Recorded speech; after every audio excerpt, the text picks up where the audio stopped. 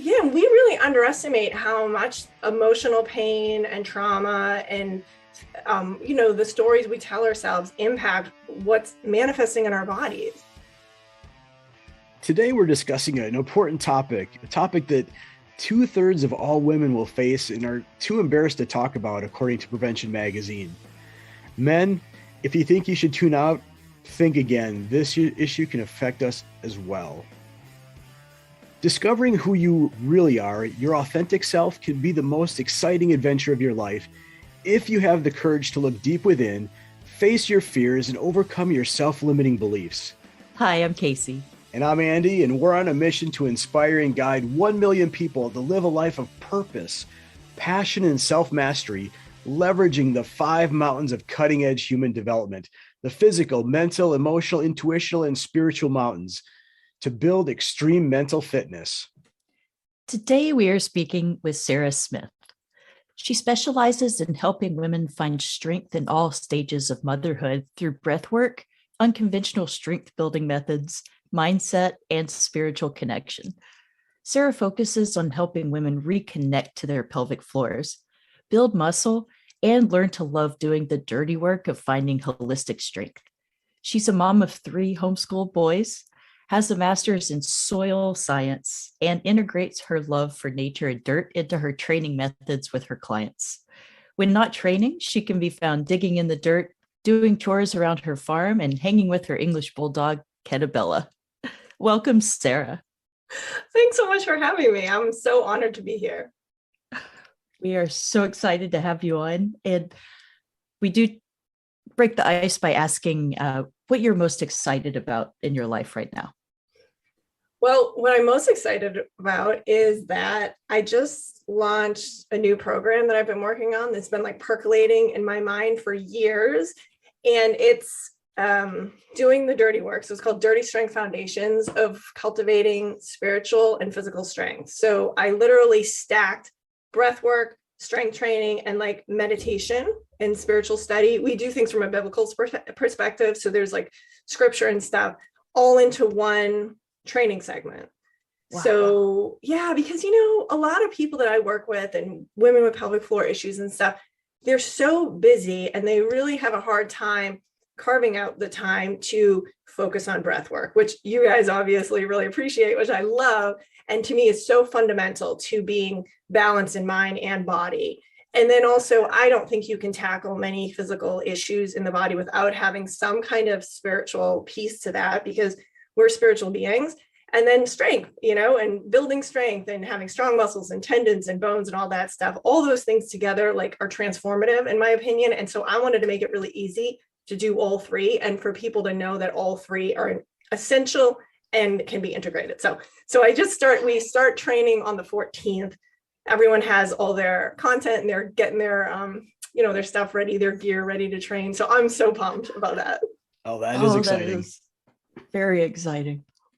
One place we like to go is just finding out what journey our guests have been on and what brought you to where you are now.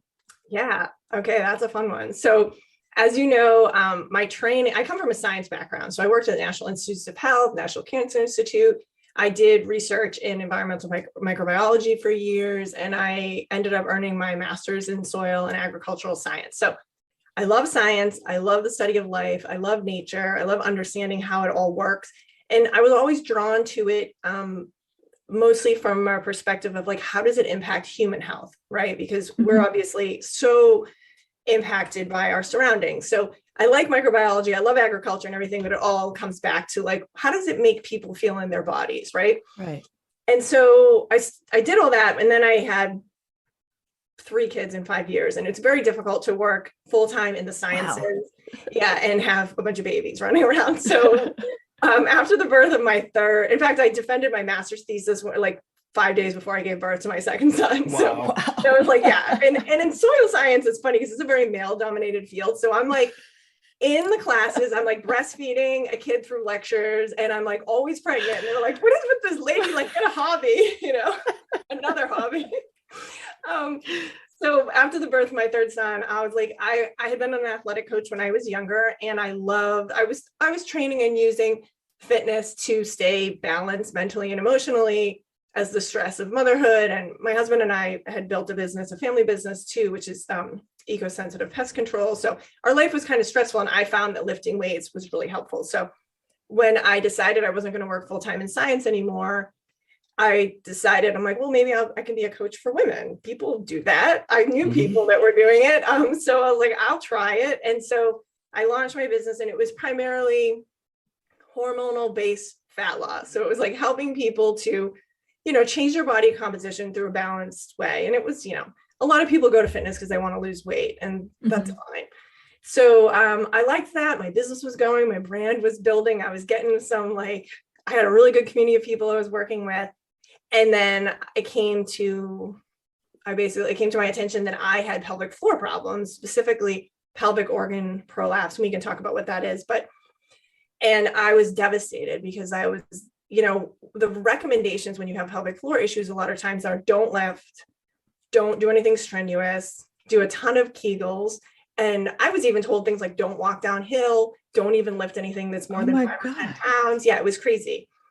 And that's only 7 years ago. We've come a long way in a short period of time. So I felt ashamed because my body was not really functioning the way that it was supposed to. Pelvic floor issues, and anyone who's listening has experienced it knows, they can just feel shameful and embarrassing and isolating because there are more people talking about it now, but it's still one of those things. It's a private area of the body. It impacts things like continence and sex and sense of self, So I was like, okay, great. So I work in fitness. I can't do anything now. And I have to pretend like everything's fine and coach my clients like, oh yeah, meanwhile, I'm thinking, am I supposed to be doing this, or am I even teaching things that are going to help them prevent the issue that I developed, So after having like a really severe pity party for myself and feeling bad for a long time, I decided I was going to pivot. I decided that I believed in my body. I did think that my body was fundamentally strong. I do believe in God, and I think there's a purpose to things. I was going to figure out what the point is of all this and the way forward. And so I just started to do a deep dive into understanding the body, learning about the pelvic floor, biomechanics. I did pelvic floor physical therapy, as many people do, and I had a bad experience. I do think pelvic floor physical therapists are amazing, but mine was basically like do a bunch of different Kegels, which is just like squeezing your vagina over and over again. Didn't help, shocker. And I just took matters into my own hands. And so it took about a year for me to get really to a place where I was functional and I wasn't having symptoms anymore. And then I decided I was going to brush and dust off all the shame, and I was going to go public, and I was going to say, listen, I have this issue. If you have this issue, I can help you. This should be on everyone's radar, women and men, but particularly women are having babies or menopause. Let's talk about it. And so then my business kind of like became a little bit more pelvic floor, core centric. And throughout my journey, I realized, as I already mentioned, there's a spiritual, there's a mindset, there's a lifestyle piece to it. So now I really focus on the whole spectrum of the things that are going on in our lives that impact our ability to be strong and move in fitness, and then also in life. So.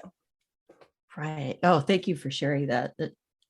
And to your point, just so important to address the mental and emotional aspects of what's going on, not just the physical. Because no matter how physically fit you are, those issues are always going to come up in some way if they're not dealt with. Yeah, we really underestimate how much emotional pain and trauma and the stories we tell ourselves impact what's manifesting in our bodies. Yes. Simply telling yourself, and I know you guys had Kate Galliette on, and she's brilliant, and changing your story and how you look at your body. If you tell yourself, I'm old, I'm broken, this is just what happens, then that is going to be what happens, Yes. And a lot of people are like, this is just what happens when you have babies, which is ridiculous because men and women alike, and women that haven't had babies, a lot of people can have pelvic floor issues. So I'm like, it has to be something else. It can't just be that I had babies, because people have been having babies for like a really long time, and I don't know if you know this, and I know we have evidence that people have had pelvic floor issues historically, but like now it's becoming increasingly more common. And there's very good reasons for that. And some of it is our sense of self, our mindset and emotional pieces. And then some of it is environmental factors and how sedentary we are as a culture too. So, but yeah, it's more than just muscles. Why don't we just break down that understanding right now? What is the pelvic floor? Okay, so if you put your hands on your hips and you feel the bones, those like butterflies, right, bones of your pelvis. If you look at the base, is there video with this show? I mean, I know this audience. Yeah, we'll have clips with video. So for those who are watching, and I'll describe it pretty good. Here's your pelvis. And then all of this red at the base of the pelvis. So all the muscle that's at the base, if you put your hands on your bones, because you're listening, and you think about, oh, my bones connect. And at the bottom of my body, if I thought of my body as like a can of like Chef Boyardee, right, with legs attached, the bottom of the can, that's your pelvic floor. And you see that here. And it's a complex network of muscles that are moving in all different directions. So they're not just up and down or straight, but there are lots of different orientations to the muscles, and they all work together. They're all integrated to move, and they do it automatically. You can consciously control the pelvic floor, like with Kegels. So a lot of times if people have any pelvic floor issues, a practitioner will be like, oh, you need to do Kegels, because even now, although this is getting better, the mindset and the narrative for a lot of people is that if your pelvic floor isn't working, it must be weak. So a lot of times people are like, I need to strengthen my pelvic floor, but that's not necessarily true. So a lot of times people are told they need to strengthen their pelvic floor by squeezing it. So you can actually squeeze, if you try to think about like squeezing or stop, if you're a woman, stopping the flow of pee, if you're a man, just kind of like lifting up a little bit and squeezing, you can do that. You can consciously activate and, retract and recruit the muscles there. But the pelvic floor is actually really designed to work automatically. It moves with breath. It turns on automatically before you move your shoulder, before you heel strike when you're running. And so if we're having a problem with it not doing its job, which is to recruit when it needs to be, to create stability in the pelvis, if you think it's the muscles at the base of your hips, when you walk, when you jog, when you climb, when you jump, those muscles will help to stabilize the pelvis. But then they also need to relax, because any muscle that recruits and contracts, it needs to also relax so it can move through its full range of motion. You wouldn't walk around with your biceps like, flex all the time. Always right? in gun mode. Yeah, exactly. Like, I'm always there. It's like, well, you can't use it. It's not ready for you, right? So you need to like move it for its full range of motion. Pelvic floor is the same thing, which is why it's a problem that a lot of people, when they have issues, are told to just tighten it more. Because interestingly enough, if you're lacking stability in the body, either because of what's going on in your feet or because of how you breathe and everything, your pelvic floor will turn on and try and artificially create that stability for you and create a lot of tension. So for somebody that already has tension in recruitment, you don't want to tell them to keep pulling and squeezing. And so, and stop me if I'm going too much, but, and so with that, one of my favorite things about the pelvic floor is that when you inhale, when you're doing like good diaphragmatic breathing, where your tongue's on the roof of your mouth and you're breathing through the nose, and your thoracic diaphragm, which is the muscle at the base of your rib cage, is moving down to make room in your lungs for you to breathe. My microphone. And you create compression in the body, because in the abdomen, if you think of what's in your abdomen, there's like liver and stomach and intestines and spleen. There's a lot of stuff jammed in this one area, right? So the thoracic diaphragm comes down and puts pressure on that, which actually feels good on your organs. It helps digestion, it helps to massage. But the pelvic floor, which is the diaphragm right below, like directly below, underneath all that stuff, has to relax to accommodate for that increase in pressure. And so this little dance that we do all day long, which is like inhale down, exhale up, kind of like a piston, creates stability in the body, creates stability around your back and supports your spine, because when the downward pressure makes the torso turgid and like really stable and strong, kind of like a balloon. If you push it on a balloon and you push on it, then it gets more firm, right? And then when it comes up, there's contraction and there's recruitment of muscles that also helps to create stability. So your body knows how to be stable. Your pelvic floor and your thoracic diaphragm talk and do a really good job of keeping you strong and stabilize the torso so that everything attached to it can move. So you can have mobile hips, mobile shoulders, and all that sort of thing. But because people don't breathe, particularly if they've been in a state of anxiety for a really long time, we get into that fight or flight pattern of breathing. Because people sit a lot, because of just a number of different things, folks lose connection to their breath, they change the alignment of their body, and they lose connection to both their pelvic floor and the diaphragm. So they're really integral for having core strength and keeping you stable, but there's a lot of ways in which that can go wrong because it's obviously complex. So wow, it's just fascinating to me, the number of things affected and influenced by just the subconscious act of breathing. I mean, it's one of the single most powerful things I think you can do for everything in your life, right? It changes your mood, it changes your perspective, it makes you sleep better, it makes digestion better. People, when they're stuck in that pattern of fight or flight breathing, it changes forgive me if I'm telling you stuff you already know, but it changes the biochemistry. It actually makes our system more acidic. And so then our muscles are twitchier, which is good because in an emergency, you want like quick response, right? Mm-hmm. But twitchy or intense is not how you really want to live. It exacerbates pain. It doesn't really put us and our body in a teachable state. So we're always like reacting to life rather than responding to life, right?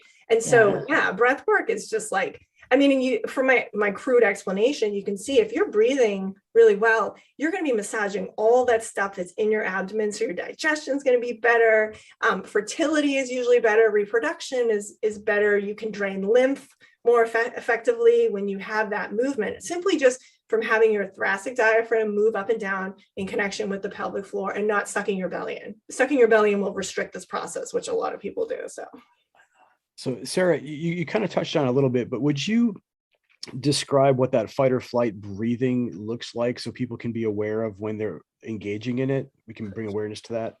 Yeah, so there's a few different ways to know that you're doing that. Typically, that's going to be a mouth breath. So you're going to be breathing a lot through your mouth. So you can either notice, like if you're not talking or eating, is your mouth shut or do you walk around with your mouth open? Some folks are better just because of social pressures of keeping their mouths open during the day, but they'll wake up with a really dry throat because they mouth breathe at night. And the interesting thing is that if the tongue rests on the bottom of your mouth, if that's your default place, then that usually coincides with mouth breathing both during the day and the night.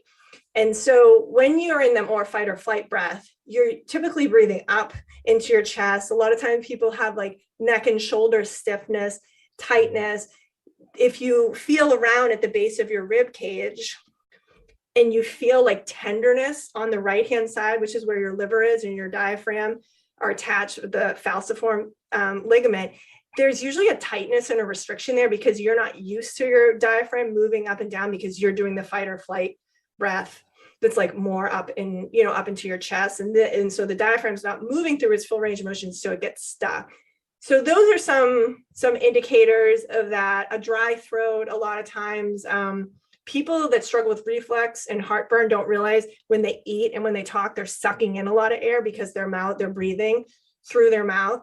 And so all of these can be indications that you're doing more fight or flight breathing. And then finally, if when you try to breathe through your nose, it's really difficult for you and it's anxiety producing a little bit, you're like, I can't get a full breath, then that's usually an indication that your default is your mouth breathing. But the good news is I was a mouth breather for years. It is something you can conquer and you can change.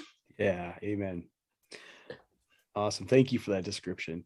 And maybe just for a quick polarity here is what does correct breathing look like? When I think about energy and vitality, I think about a kid. They have the energy to play, run around, climb things. That energy that feels like you just can't contain yourself. It's the stuff we've always wished they could just bottle up and sell to us, right? Well, this company's found a way to do just that. Amari's Happy Juice Pack. Mood, motivation, energy, things our bodies can naturally produce when both our guts and our brains are happy and communicating. And we can actually improve that process of communication across the axis of the gut and the brain. This is cutting edge science. This is game-changing information. This is where science meets soul. This is Amari, and we're helping people feel better naturally. Check out the links in the show notes for discounts and more information. Yeah, so optimal breathing is you're breathing through your nose. Some people say that you're breathing in and out of your nose. I mean, if you're calm and you're just doing work and stuff, like Yeah, it's ideal that you can do all your breathing with your mouth shut, but I think a good quality exhale is nice. And sometimes we really need to just like blow out all that CO2. There are people that are prone to being better at inhaling and not good at exhaling. So they're actually always in kind of an expanded state. And then there are other people that exhale more but don't get as full of an inhale. And so there can be a little bit deflated, sort of like compressed in some ways too. So, but the best, if you're nasal breathing, your tongue is resting on the roof of your mouth, you're breathing through your nose, and your entire torso is going to expand. So your rib cage will expand 360 degrees, and your middle will soften too, because like I said, when the thoracic diaphragm needs to come down, it creates an increase in pressure, and the pelvic floor graciously relaxes downward too. But the belly, if the belly is sucked in, as fitness often teaches people to do, or if people have overdeveloped abs or they clench and hold their stomach, I used to just hold my anxiety and stress in my belly a lot. That will restrict your breath too. So if you're doing nasal breathing, it signals to the diaphragm to come down. And if you might have to practice softening your belly, but it will feel just a little bit more gentle, a little bit more downward and expansive. The whole, like back to the Chef Boyardee canister idea, there's an expansion of the whole torso. Even your glutes, if you're getting really good expansion, your glutes will lengthen when you inhale, which is like your tail moves when you inhale too. So moving back to the pelvic floor area, why is it so important to talk about this? Yeah, that's such a good question. So there's a few different reasons. On the mechanic side of things, the pelvic floor is really impactful because it helps to create stability in the torso, right? So if your pelvic floor isn't, moving through its full range of motion, being able to do its job automatically to stabilize not just the pelvis, but also to adequately support the organs inside, then your movement mechanics are going to get off and someone else is going to have to pick up the slack. So you're going to have back pain a lot of times, you can have knee pain, hip issues. Hip replacements can often be related to dysfunction of the pelvic floor, even shoulders. I mean, anything you think about the base, if you think about a house, right? And if the foundation is rocky, everything built above it or even just like tangential to it is going to be impacted by that. So if you want to be safely moving, whatever it is you like to do, hiking, biking, I don't know about swimming so much, probably, but of course, breathing is really important with swimming. And if the pelvis isn't underneath your torso properly, and you don't have that connection with the diaphragm and the pelvic floor, your breath is not as efficient. But most movement that you do, like you need your pelvic floor to be adequately providing stability, but not holding too much tightness so that everything around it is free to be mobile. And the pelvic floor also provides shock absorption. So if you jump and you want your pelvic organs, which are if you're a female, you have uterus, male bladder and rectum, everyone has, you want your pelvic floor to absorb shock when those organs like bounce up against it and protect them and keep them safe and everything. So that on the mechanic side, it can be far reaching. And then also the pelvic floor, my friend Tim Anderson says it's where all the action is, right? So like sex, okay, is going to be impacted. If you have over recruitment of the pelvic floor, meaning you're holding too much tightness and tension, you can't relax it, so you can't access it. Males will deal with incontinence issues, both like fecal and urine, performance issues, so erectile dysfunction or like inability to control climax. It can be painful. I've worked with men before. It's just like really painful for them to have any intercourse. And then also just like pain, pelvic spasms for no reason, which I've definitely encountered with people. And then there's constipation. Anyone can deal with constipation because if you have tightness in the posterior of the pelvic floor, then the rectum can't really adequately open and you can't relax the way that you need to for stool to come out. So like a lot of times people find they have to push down, apply a lot of pressure to go to the bathroom. Which, is no bueno, and can cause prolapse of the rectum over time. Incontinence issues for females, pain during intercourse, a lot of bladder irritation and people feeling like they need to go to the bathroom all of the time, or that burning sensation. There's an overlap between dysfunctions of the pelvic floor and interstitial cystitis, which is like an inflammation of the tissue in the bladder. What else? Anything else? I mean, yeah. So you can see that like these are issues that can really impact your quality of life, right? You cannot have confidence in your body because you don't know if you're going to pee or, you know, like poop, you know, and if people do, Right. and they lose control, or because they can't go when they want to, they also don't trust their bodies. You don't feel good or comfortable or sexy or, you know, in intimate situations. And then just the discomfort of like pain and spasms, you know, that people can have. A really tight pelvic floor can also create, because you can't eliminate regularly, then if you're not pooping regularly, then you're not getting out expired hormones and toxins, and then that goes back up into the intestines, gets back into the flow of into circulation, and can create gut health issues. And gut health and pelvic floor issues play off each other quite a bit. So yeah, so it's like your quality of life like can really stink. And people that are dealing with this stuff, they're suffering in silence, and it is keeping them from living their best life, finding solutions and doing things that are good for them. You know, a lot of times like getting out and being social and being in relationships and exercising and moving, like it's holding people back from doing things they need to be doing.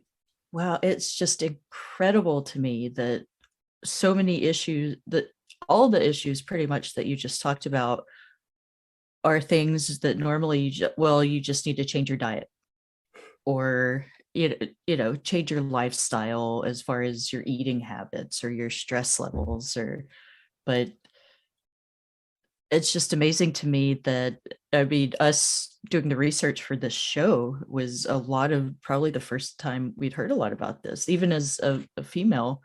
I mean, this is some of the first time that I've heard this just put so bluntly and in a way that just connects everything to how important it is.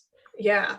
When I teach about the pelvic floor and in my digital courses, I always talk about the 3 M's, and the 3 M's are mechanics, which is movement and breathing mechanics, metabolism, which I've now kind of expanded to metabolism and microbes or microbiome, because it's like, it's how your body converts food into energy. And that's both metabolism of us, but then also metabolism of the microbes in our gut.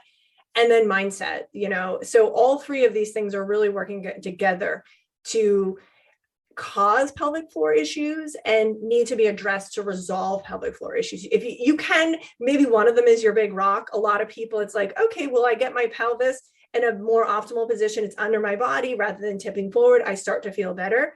But a lot of times, like, well, why did you get there? Well, there was a breathing piece. Okay, well, why did your breath get dysregulated? Well, I've dealt with this traumatic issue, or I have anxiety, or I have struggled to set boundaries in relationships, and that makes me, you know, nervous and puts me into fight or flight. I'm like, okay, so then there's a mindset piece. It's you pretty much have to tackle all three. But yeah, you're right. A lot of times these issues that are pelvic floor issues, people will like, well, just change your lifestyle, change your diet. And the diet can be a piece because that impacts metabolism. It does impact the microbiome, but it's rare that it's just one of those three. I feel like every time I've worked with anyone, I've worked with a lot of people at this point, it's some piece of all three of those categories. So, right. And I might be jumping ahead a little here, but I know you mentioned somewhere that the pelvic is also the place where we store a lot of emotions or undealt with trauma and issues. And how does that work? Can you go into that a little bit as well? Yeah. So, I mean, this is like, I don't know that there's a lot of science to support it, but it's a little woo-woo, but I definitely for sure see it. So you have a number of transverse. So basically everything in the body runs north to south, right? Like blood, like arteries and veins, your nerves, a lot of things, like you eat food, it goes down, right? Blood is circulated in a circle where it's going up and down. And then you have these transverse diaphragms that run. Some people think there's 8 diaphragms. In osteopathic medicine, they typically say like 5 diaphragms. You have diaphragms like in your head. And basically it's just a diaphragm is like tissue that moves when you breathe to accommodate the movement of fluid in the body. So we have diaphragm in the head, in the cranium, diaphragm here, thoracic diaphragm, and then the pelvic floor, and then maybe one other one in the thoracic, depends on who you talk to. But basically this idea of like these there are these hammocks that are running throughout the body periodically. And because they run the opposite of what everything else does, a lot of people believe, and I truly believe this, that they catch unresolved issues, right? And health issues, a lot of times we like to think just in terms of, I got a disease and it was caused by this pathogen, and that's why I'm sick. But why were you weak enough that you couldn't fight the pathogen? Why was your body protecting itself in this one part? Why was this kind of toxicity allowed to fester in this part of the body? And often it's because we've shut down, we've closed off in some way. The Chinese medicine is like rooted in that. And they've been treating pelvic floor issues since the Yin dynasty. So I think they know what they're talking about, right? Like, so lungs, right? If you have lung issues, there's often there's a grief piece to that, right? And so the pelvic floor is the bottom. It's the bottom, hammock that's running parallel or transverse, right, to the body. And so I think if you had something go on, or I see things that go on in our head, or things that we can't vocalize and say for ourselves, if we struggle to breathe, to catch our breath, and to feel calm, and to be in the parasympathetic and control our breath, all of these issues, all these different traumas, eventually, if we don't resolve them in the places where they occur, they get caught. They get caught in the pelvic floor. And a lot of people that are struggling with pelvic floor issues, they have some unresolved issue. I've never come across somebody that wasn't the case. If we go deep enough, we're like, and it always comes out like they're struggling in a relationship, they're struggling in their marriage, there's something happened to them in the birthing process, something happened to them whenever. And all of us have some kind of trauma. We're human beings, right? We live in community with other human beings that sometimes hurt us on purpose and sometimes do it unwittingly. So the pelvic floor is just kind of like the last catch. And so anything that you don't deal with in the body, in the mind, in the heart, in the voice, it gets caught there, and it will stay there pretty much until you start doing the work to resolve it. What's interesting to me as you're describing this, and for those who aren't watching, you're touching different parts of your head, your throat, your heart. Those also would seem to align with the chakras. Yeah, which I think there's a lot of overlap with because chakras and like Ayurvedic medicine are, and Chinese medicine, it just seems like they came to the same conclusions, just from slightly different ways. So yeah, right. I believe it. So we've talked a lot about the pelvic floor. You had briefly touched on organ prolapse. If you wouldn't mind going into that as kind of the worst case scenario of pelvic floor dysfunction. So most people that struggle with pelvic floor issues are going to have one of two problems that it becomes really noticeable to them. It's which we already talked about, the over recruitment, it's overusing the pelvic floor. And then downstream from that, or somewhat unrelated, I think it's typically related. So you have a pelvic floor that's not moving through its full range of motion. It's kind of stuck.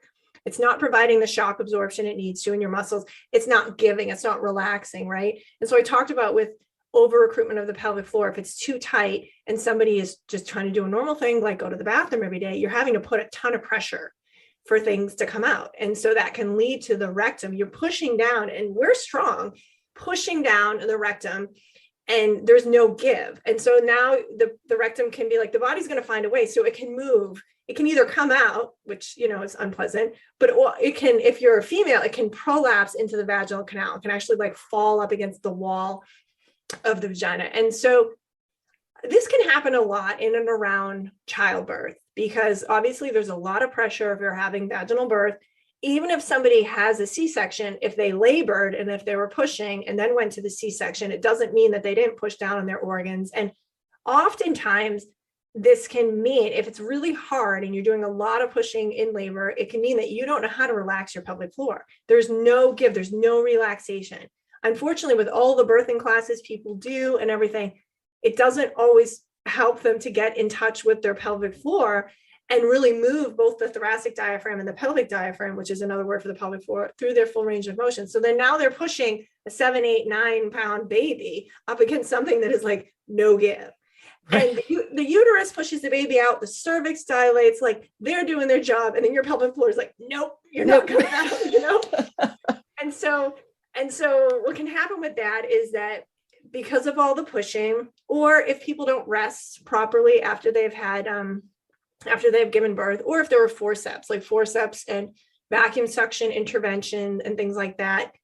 And even tearing of the pelvic tissue and tearing in the vagina, or like the episiotomy where they actually cut to make the baby come out. Changing the structure of the pelvic floor can compromise the support for the pelvic organs. And so then a lot of times people will find out after the fact that one or more of their organs move. So the rectum can move, can cave into the vaginal canal. The bladder can kind of fall backwards. It's usually like more forward to the front of the pelvis, but it can fall into the vaginal canal. And then the uterus can come down too.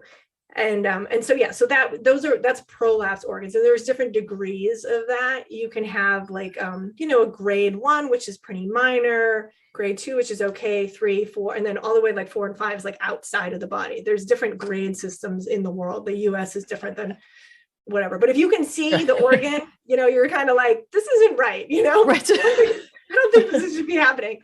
And so that's prolapse. And like I said, I really see that happens oftentimes because people cannot they can't adequately relax the pelvic floor so that they can't recruit it. And interestingly enough, I've worked with people that just by teaching them better breath work, even though that they were diagnosed with like a grade 2 or grade 3 pelvic organ prolapse, it will improve dramatically just from the breath work. And we haven't even done anything else because it's just getting the pelvic floor. Like the pelvic floor was so tight and recruited and not moving, and then the organ prolapsed against it and is pushed up. And so just by getting this pelvic floor to move up and down a little bit, their symptoms, the discomfort can go away. They're calming their biochemistry. They're not as twitchy and tense anymore. So any pain that was associated with the organ being like shifted out of place can be helpful. But it's pretty common. I mean, it's like 50% of women that give birth vaginally have some degree of clinical prolapse. What it comes down to is how severe is it, and how, and how, like, what am I trying to say? Like, what are you doing about it really is what it comes down to too. Yeah. So it's a whole rabbit trail because there's so much that goes into like why we're dealing with this more. There's evidence. Dr. Stephanie Seneff is a scientist from MIT, and I have a podcast. She came on my show. And she has shown, and she wrote a whole book about it, that Roundup, which is glyphosate, is changing how our body makes collagen. And there's a ton of collagen in the pelvic floor. And type 2 collagen, to be specific, has a lot of the amino acid glycine in it. And glyphosate substitutes for glycine. So when you're eating food that's been sprayed with glyphosate or you get exposed to it, it's changing your collagen, which is going to definitely make the integrity of the pelvic floor change as well. So some interesting things happening in the world today that like could be leading to why this has become more of a problem, Wow. Before I move on to my next question, what's the name of your podcast so our listeners can find it? Yeah, it's called Dirty Strength Radio. That's right. Dirty Strength Radio. How did you come across that name? Yeah. So it was funny. I got diagnosed with prolapse, and they were like, don't lift anything. And I was like, okay. So I tried that for a little while, and that didn't really work. So I had kettlebells, and I love kettlebells. So I started trying to lift and do some stuff. And I got to a point where I didn't have any symptoms. Like I was kind of resolving the prolapse on my own with the breath work and the movement I was doing, the body awareness. And I really wanted to go get my RKC, my Russian kettlebell certification. And that's like a 2 or 3 day, like really hard program. And people train really hard for it.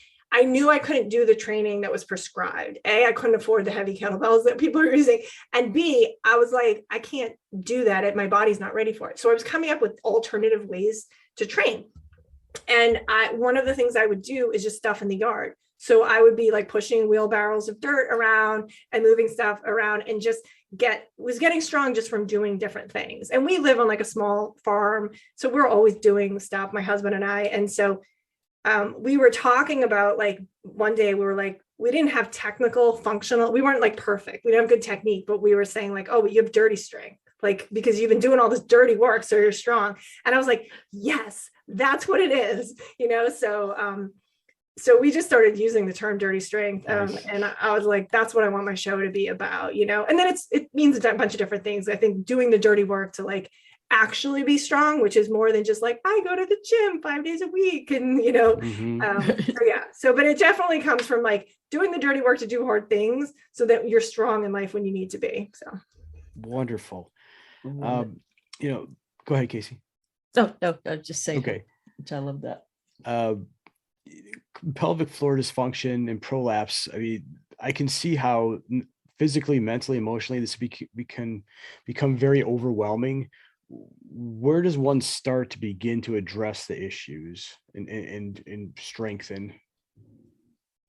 Yeah, that's a really good question. I think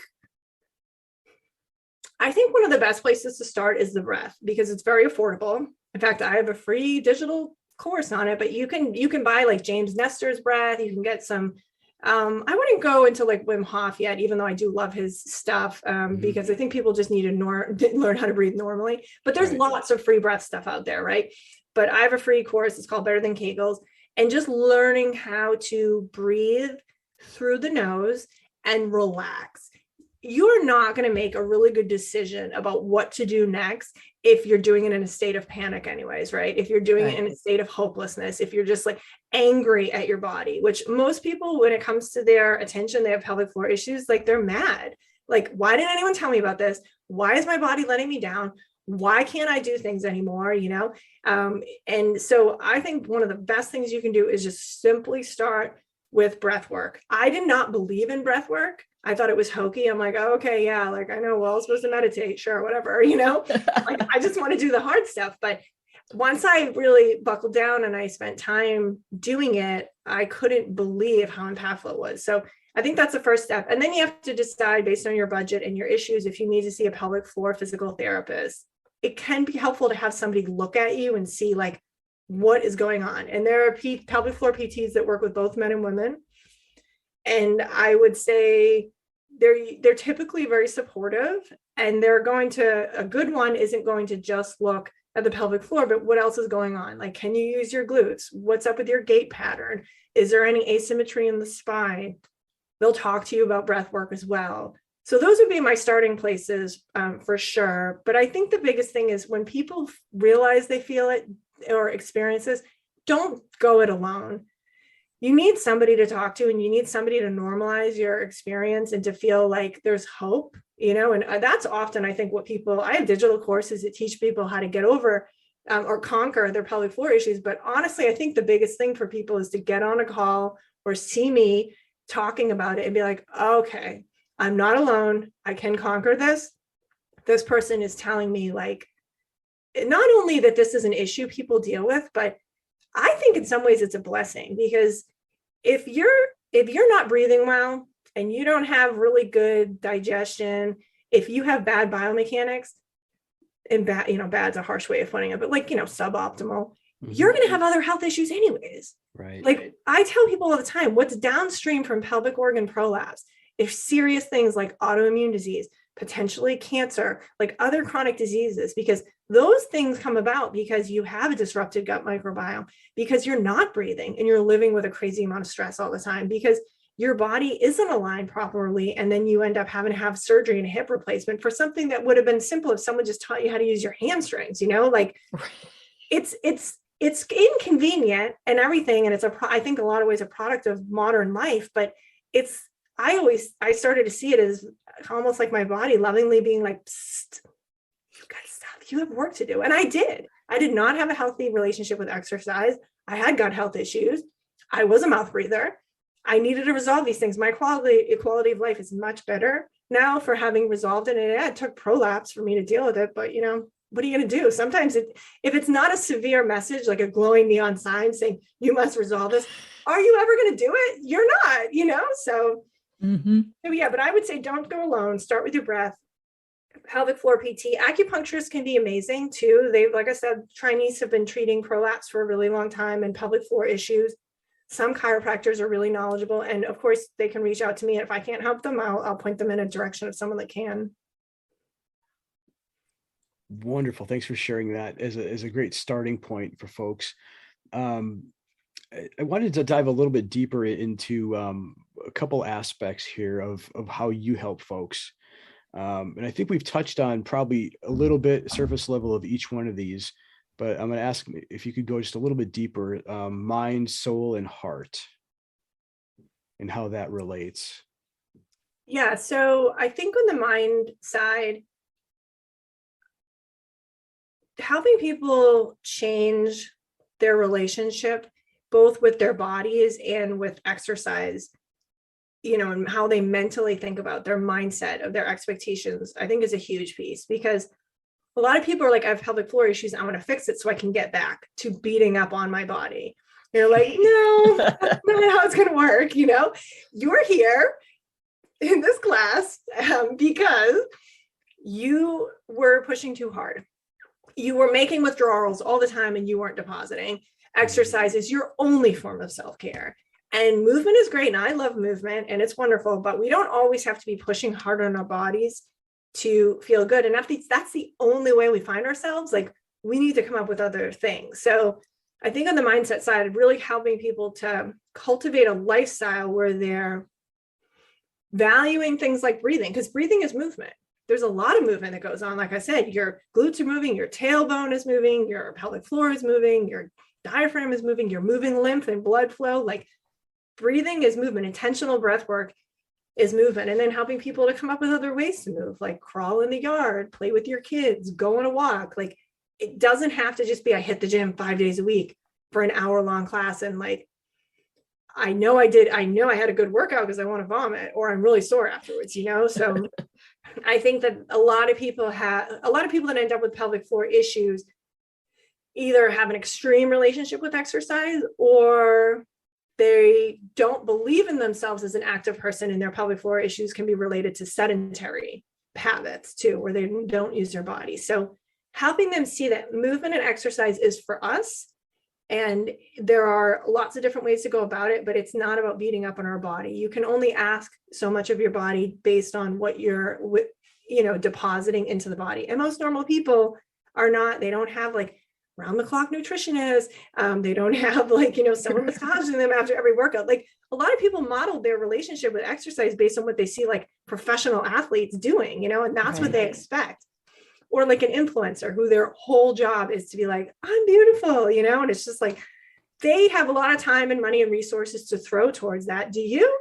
If not, then maybe don't do a workout, take a nap, or go for a walk, Mm-hmm, mm-hmm. So that was it. Yeah, go ahead. I was just saying, I think it was Kate that was saying you have to be able to trust your body as much as you trust it, or, you have to have that trusting relationship that you're going to treat yourself well, so it will treat you well. And that's the other thing too. Like, I really I want to help people, and it helped me a lot to adopt the mindset, like, your body is wise. It's smart. It's compensating in these ways because it has to. It's trying to keep you alive, but it's not like dumb. It's not defective. If it's doing something that you don't like and is disagreeable, it's like, an injury or disease, you have to think about why and try to get to the root of it. And so cultivating respect for the body and trusting your innate wisdom that I think we are all born with. The body is very intelligent. It's very smart. If you look at anything in nature, you're like, wow, that's really complex. And you have a lot of different tools for navigating all the things that the world throws at you. Why would bodies be any different? So if you come at it from that perspective, I think then there's hope, because you're like, well, it's not cooperating right now, but there's a reason for it. If I resolve the problem, then I can probably see some improvement. And I have never seen that not to be the case. So that's the mindset, which is really long, but it's so important. Yeah, it is, right? And I think on the soul side, it's just like, do you believe that you're here for a purpose? Do you think that there's a purpose to your existence, to the things that happen to you? Are you here on this planet to serve other people, or is it just about you? Because if it's just about you all the time, and it's just about you getting what you want and feeling good, then it is easy to throw yourself a pity party when things don't go your way, because everything's supposed to go your way, right? Right. I don't think that. I think it's okay to have a pity party, but like pity benders is a problem, right? So, Yeah. So I personally believe that I'm created by God with a purpose and fearfully and wonderfully made, and that he didn't make mistakes. And even in my prolapse development and my other health issues, that he uses them to help and encourage and reach other people so that they don't get lost in the mire of depression and anxiety that's associated with having your body disappoint you, and withdrawing from your partner because you can't be intimate without feeling good, withdrawing from society because you're afraid you're going to pee your pants, things like that. So I think everyone needs to find their purpose and their spiritual connection and what they ultimately believe matters in life. And then that's going to help them. If they do some digging and they think getting to the gym 5 days a week or looking a certain way is the most important thing, then, I guess that's their answer. But, I think that we're not here by accident, right? We have a reason, and the way that we all connect and touch each other's lives, and, there's a reason for that. And so even when things go wrong in the body, when we understand that it can be an opportunity for us to know ourselves better, to find inner strength and overcome, and then to also turn and use that to help other people and reevaluate what's the most important, I find that to be a way forward. Yeah, absolutely. What I'm hearing you say is that we need to train different areas, not just our physical bodies, but also address the mind, our soul, purpose, our why, our reason for being, and also our heart. And it seems that the heart is maybe the root cause of some of our sticking points. So very important. Yeah, I agree. I think that, where your heart is, right? That's where, what is it? Was like, oh, have you ever heard the verse of like, where your treasure is, there your heart will be also. And it is what people value. That's where your heart is going to be. And I understand that there's a lot of reasons why people value things like physical ability and aesthetics and how we look in the community and everything. And that's not all bad. I think it's totally fine for people to have desires to look physically fit if they put a lot of work into being fit. And I understand a lot of people, when they get injured, they can't go to their gym anymore, and then they lose community connection. And that's really important to them. So I get that. But I think we always need to just be keeping things in check, because for me, when I developed pelvic organ prolapse, it was right on the cusp of when I was starting to get a little crazy about fitness, right on the cusp of thinking like, if I miss a workout, I'm going to lose my fitness, or just like prioritizing my health and my fitness sometimes more than some of my responsibilities I had as a parent, and I think there's a balance to that.